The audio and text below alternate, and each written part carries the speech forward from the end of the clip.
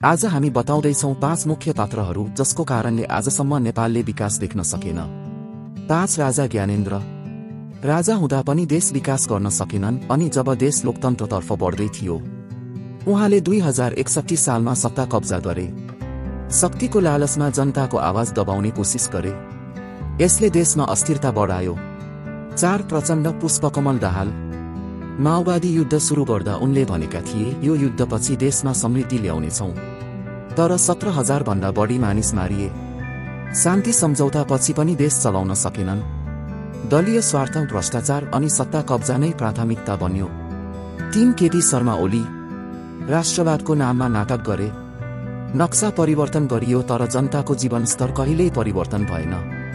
भ्रष्टाचार, घमण्ड अनि मिडियामा झुटो प्रचारमा मात्र सीमित रहे। कोभिड-19 को समयमा लापरवाहीले जनतालाई नराम्रो असर पर्यो। 2 शेरबहादुर देउवा। कयौं पटक प्रधानमन्त्री भए तर देशलाई विकासको बाटोमा लैजान सकेनन्। उनको सरकारमा शिक्षा, स्वास्थ्य, रोजगारी जस्ता आधारभूत समस्याहरू उस्तै रहे। दलालहरूसँग मिलेर सत्ता चलाउने अनि आफ्ना मान्छेलाई मात्र फाइदा दिने। 1 गिरिजा प्रसाद कोइराला। लोकतन्त्र ल्याउने नायक भए पनि सत्ता र शक्तिमा यति लिप्त भए कि उनकै पालामा भ्रष्टाचार मौलायो, राजनीतिको नै स्तर खस्कियो। उनले अवसर पाएका थिए देश बनाउने, तर पार्टीको स्वार्थ नै ठूलो बन्यो। यी त केवल केही पात्रहरू हुन्। देश बिगार्ने तन्त्र, प्रणाली र संस्कार नै बिग्रिएको छ।